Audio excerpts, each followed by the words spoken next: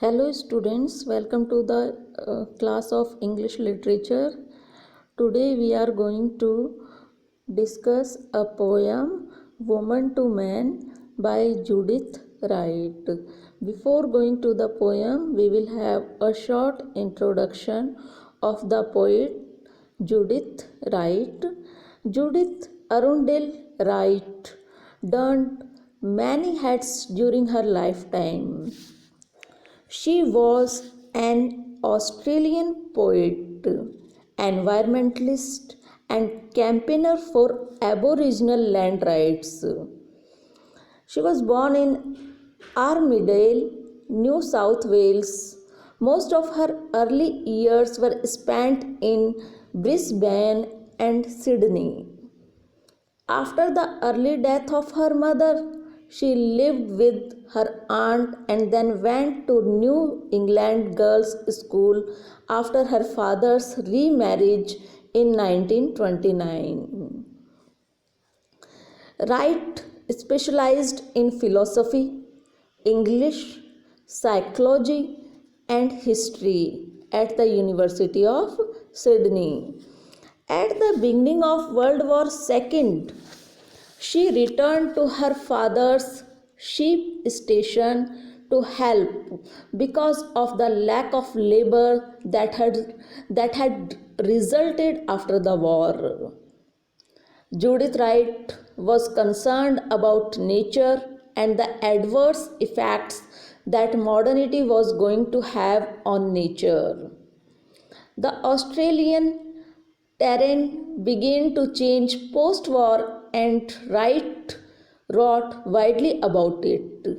She has authored several collections of poetry, including The Moving Image, Woman to Man, The Gateway, The Two Fires, Birds, The Other Half, Magpie, Shadow, and Hunting Snake. Being an activist, her poetry also reflects the tricky relationship between white settlers and the indigenous Australians, among other themes. In The Cry for the Dead, Wright examined the treatment of Aborigines and destruction of the environment by settlers in central Queensland from the 1840s to the 1920s. Introduction of the poem. The poem Woman to Man brings out the fear a woman experiences when giving birth to a child and opens with the description of the child in the form of a fetus. The woman who is the mother is anxious about her child and describes it as an eyeless laborer that grows inside the womb. The fetus is shapeless and selfless as it is not yet formed and taken its shape. The child has no identification, but the mother can feel a sense of closeness to the child in the womb. She is awaiting its resurrection day, the day it will come to life. It will have its unique identity. The woman and her husband have not named the child.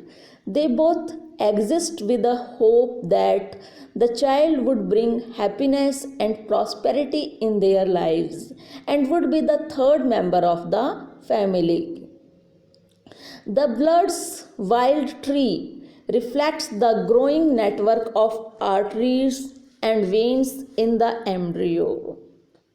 The intricate folded rose is in the miracle of unfolding from an undifferentiated mass of cells into a human being and shows the development of the heart. In the last stanza, she implores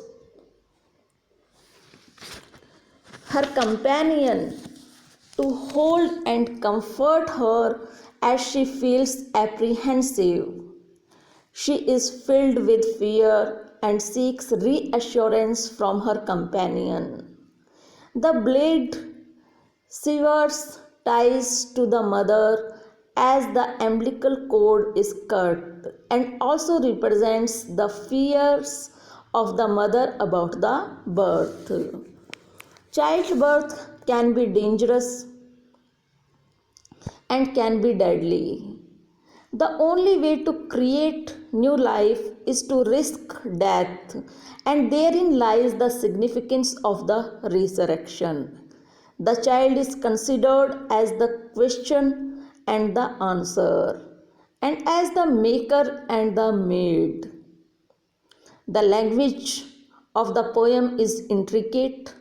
It reveals the poet's relief with elocution and contains poetic expression about womanhood.